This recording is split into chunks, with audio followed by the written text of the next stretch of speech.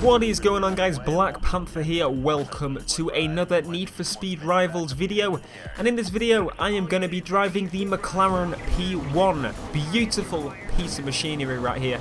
So I've just watched it on Top Gear and I thought I'd make a video on it on Need for Speed Rivals, just so you can kind of get my impressions and kind of see if it's worth getting if you're pretty much new to Rivals. Just pretty much a test drive of it as such, trying to get as many speed points as I can, driving very badly because my car is pretty much almost damaged already. Thank you very much, Need for Speed Rivals. Now, one thing I'd like to note is I absolutely love this car. Literally, it took one episode of Top Gear to make me change my mind about this car completely. At first I thought, oh, it's just another Veyron. Do you know why? Because games don't show the real car. This is not the McLaren P1. This is a Bugatti Veyron copy and pasted. That is it. I mean, this car is absolutely fantastic in real life. If you've seen the latest episode of Top Gear, Series 21, Episode 2, you will fall in love with the McLaren if you do not like it at this current stage. It is fantastic. The adjustments it does to itself to get the most out of its speed and kind of, well, get more speed. You know, it literally is a, I don't know, a more thought out Bugatti Veyron as such. You know, it is what the Bugatti Veyron should have been, and I absolutely love it. You know, at first when I did see the McLaren P1 and stuff, I didn't really think much of it, and that's, as I said, because of the games, and the reason for that is because it is copy and paste. I mean, look at it on Forza, look at it on Need for Speed. I mean, Need for Speed is less of an example because it's literally an arcadey kiddie game, pretty much, if I'm honest, but the reality is they're both using the same technique, copy and paste pretty much from Bugatti Veyron. This thing should turn like a dream, but it doesn't. It's crazy. Anyway, take you out, buddy. So the cops have an idea that spawning in front of you on this race is the best idea. Well, yeah, the barriers just spawned in. Yeah, it does that a lot. But anyway, the cops like to spawn ahead of you a lot. So when you're driving a fast vehicle, a lot of the time you're just going to hit them and you won't get taken out. They won't get taken out. You'll fling off to the side of the road. Oh no. Don't you dare. Come on. It's always a risk using a turbo while getting away from an EMP, but I did it successfully because this car is fantastic, even though it's not as fantastic as it should be on Need for Speed Rivals. It should be a lot better than this. But it is a magnificent car when you actually look at how it's put together and kind of what makes the car. Because the car's the whole thing, not just literally the thing that makes it go. That's the engine. I've done some research. But seriously, if you get the time, watch that episode, because honestly, if you don't like this car, you'll fall in love with it. Even if you love it, I think you'll love it even more, though even though you probably already knew half the stuff that was said on the episode. I just didn't know. And that's the game's fault. It's nobody else's fault. Oh! You know, I actually think this car is now one of my top 5 cars. Seriously, it is magnificent. But on Need for Speed Rivals, no, not so much. If they can get rid of the whole drifting thing, then maybe. Thanks, Craig. Thank you very much. Yep. So this thing on the higher tiers, it's pretty much all higher tier cars, but this one I've noticed it with mostly. It does rack in speed points like absolute crazy. Seriously, I mean, you'll start off a normal event and you'll end up on a level 6 multiplier within 2 head-to-heads, and then, you know, you're getting stupid amounts of money for doing literally a head-to-head. You'll end up with 60k within like 5 minutes most of the time. But because of my choice in race, today we are doing Grand Tour, so it'll be a bit longer before I get the big cash bonus towards the end, which should be quite high because, as I said, this thing does rack in the multipliers, which should mean we finish this event with a good multiplier indeed. But those cops don't seem to be very angry today. Around this area, this is where they usually slow down. They slow down, and then you hit a car, and apparently it doesn't count as you hitting one, because Criterion seems to be having a nice day. Basically, they die down around here, and then they come back at full force once you get back into the I can't even remember what area it is. It's like this, I want to say the town area, but it's not. It's more like the coast, the beach area. That LFA does sound nice, but seriously, this car is magic, and I hope that we get, you know, this car in a game soon, and we really get to see what this car is like, because at the minute it feels like a four-wheel drive Bugatti Veyron with a train on top of it. I don't know, I haven't really driven the Veyron, so I can't say too much about that, but from what I expect from the Veyron, that's what I'm getting from this car, which is why I always go to the F12 as my choice. But I might have to start rethinking that if I can manage to get this car to go well. That sign went absolutely flying. This road's one of the annoying roads. They just spawn here, and if I... Yep, there you go, see? If I didn't see that, or I was a bit quicker than that, he would have spawned in front of me, and I would have hit him and gone flying off the side. Bloody idiotic cops. Pregnant Ferrari. Pregnant Ferrari. Why? Why pregnant Ferrari? It's just so ugly. I can't stand it. What do we get? Sorry. Not really. I love that road there. That road that we just went over, absolutely fantastic to drive on. Probably one of my favourite roads on Rivals. I mean, the rest it's okay. I mean, this highway here is good to drive on, but literally it's just a straight road, which gets kind of boring after a while. He says. It's just not my style. I really do like that road though, because it's kind of straight, but then eventually it turns into corners. It's easy, but it's a lot of fun to drive on. Pregnant. Porsche. That's not pregnant Porsche. Separate sentences. Doesn't matter. On the left is a repair shop, so I'm going to go through here. Yes. So we should get a big amount of speed punch when doing this event, I think. Hopefully. I wouldn't normally choose black, is another thing I'd like to say.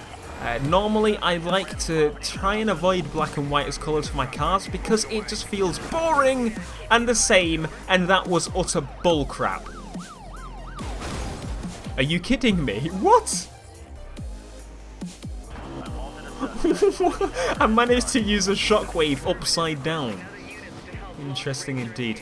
Now, as I was saying, I try and have a rule where I don't get any black and white cars, and that's because that's just boring and the same, and everybody does it, like maybe a black car with a white stripe, a white car with a black stripe, yeah, something like that. Whereas I like to make them a different colour if I possibly can, because it just adds more to the car, I think, and it doesn't hide it. But this car, when I saw it on Top Gear, I had to make it in black. And this is fantastic. Look at it. It's an incredible looking car. And that guy's locking onto me. Yeah, because you were trying to take me out, you pleb. Need to get away. We got away. Apparently we got away, actually. But it carried on beeping. And he's going to try and take me out with his bloody ESF, and now he just shockwaved me. Wow, or shock rammed me as such. But as I said, this is the area where they get more violent, as I said. It was lucky that he placed that sideways, otherwise I would have been toast. In my beautiful McLaren. I don't even like the 12C still to this day though. It is not a very nice car to me, but I now respect McLaren a bit more for making this beast. It's beautiful. Can't call it a beast, that's too hurtful for it. I really want to get this up against the Veyron at some point. But obviously the Veyron is a cop car. So, not on NFS Rivals, but I'd like to do it on a proper racing game, where I can actually see how it actually works, rather than having the fake copy and paste Bugatti handling it's got at the moment. Because that's kind of annoying, isn't it? I mean, you come to expect better from games, even if it's an arcade kiddie racer like Rivals. You'd expect a bit more effort to actually make the car as it is. It's not like this from what we saw at all.